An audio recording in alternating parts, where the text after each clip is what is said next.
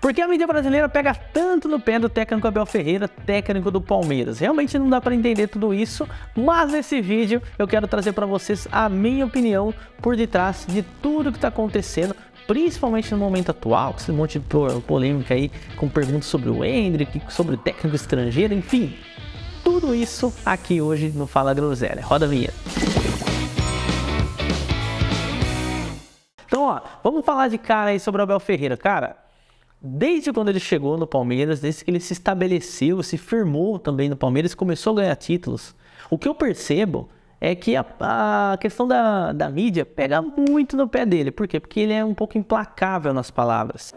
Para meio entendedor, meia palavra basta.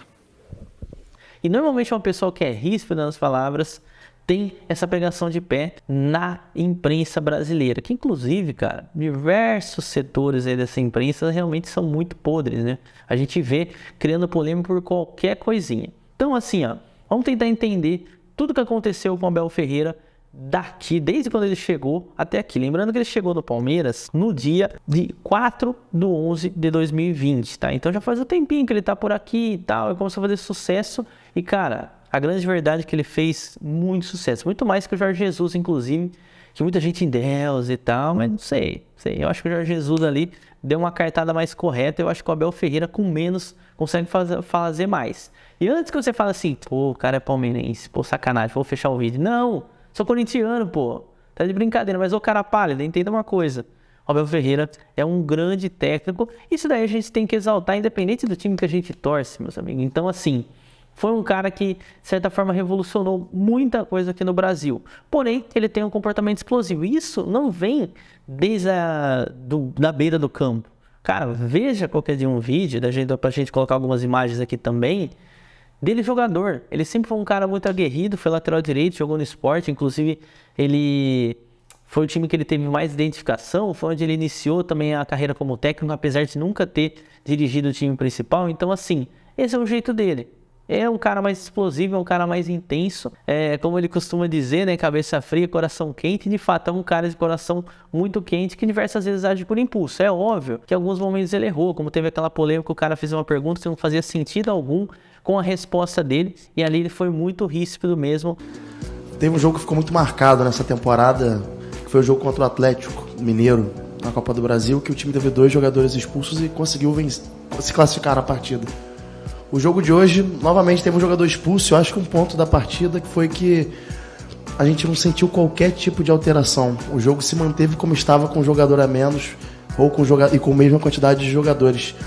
Você falou da mentalidade, que de fato é muito importante, mas de forma prática, taticamente, como conseguir manter tanta consistência em tantos jogos, mesmo perdendo jogadores. Futebol, querendo ou não, às vezes é matemático e você consegue suprir essa ausência dentro desse desenho de maneira que hoje parecia que era 11 contra 11 até o final do jogo. Por isso é que eu sou treinador e vocês são jornalistas. Se quiserem ser treinadores, vão à CBF, fazem o curso e sentam-se aqui no meu lugar. É isso que vocês têm que fazer. Daí ele errou, pediu desculpa e tal, mas igual, por exemplo, toda hora alguém pergunta atualmente do Endrick. E de fato, parece que quando ele falou assim, pô, o cara tem que ir pra Disney primeiro, ele tinha razão. Porque agora a gente tá vendo o Endrick aí, pelo menos no momento que eu tô gravando esse vídeo, numa pressão danada pra fazer gol. 16 anos só. Então assim, ele sabe o processo que ele vai criar em cima desse garoto.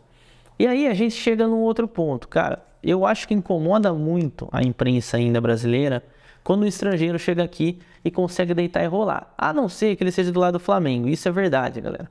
Eu acho que a imprensa tem uma bondade maior com o Flamengo e você pode me xingar de tudo quanto é nome por isso, mas é o que eu percebo. Cara, tudo que acontece com o Flamengo parece que a imprensa quer elevar. Até mesmo a questão do Jorge Jesus, cara. A gente vê uma discussão entre Jorge Jesus e Abel Ferreira e, na minha opinião, se o Jorge Jesus tivesse ficado mais um pouco no Flamengo, provavelmente ele teria saído aí meio que escorraçado, teria sido demitido, tá? Porque assim, o Flamengo mudou e talvez ele não teria conseguido acompanhar essa mudança. E é um cara também que tem alguns problemas de relacionamento. A gente tá vendo agora no Fenerbahçe. Gustavo Henrique foi para lá, inclusive com indicação dele, e agora já tá afastado do grupo, né? Então realmente não dá para entender. Já o Abel Ferreira, eu acho que ele é um perfil um pouco diferente. Por mais que ele é explosivo com a imprensa, com a mídia, com o pessoal que enche o saco dele em toda coletiva de imprensa, eu acho que com os jogadores ele consegue se fechar muito melhor.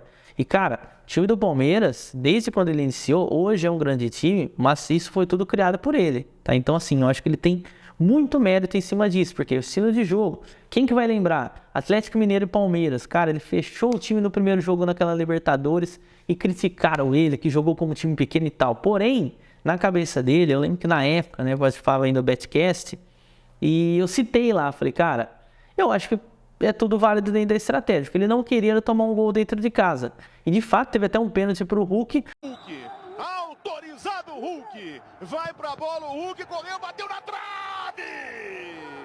Mas ele não tomou o gol, ficou no 0-0. Aí no segundo jogo eles conseguiram ganhar de 1-1 e classificaram. Quem que tava certo no final das contas? Abel Ferreira, porque o resultado de fato fala muito. E é um cara que tem muito resultado aqui no Brasil. Inclusive, na minha opinião, eu acho que hoje era o principal nome para a seleção brasileira se nós não tivéssemos esse preconceito em relação a estrangeiros. Lembrando que a minha ideia aqui não é defender somente, tem que ter um estrangeiro na seleção, ou tem que ter mais técnicos estrangeiros na seleção. Não, pelo contrário, aí eu já sou um pouco inverso na minha opinião, porque o que aconteceu? Depois do sucesso do Jorge Jesus, que inclusive o Flamengo trouxe, mas assim, foi aquele tiro certo.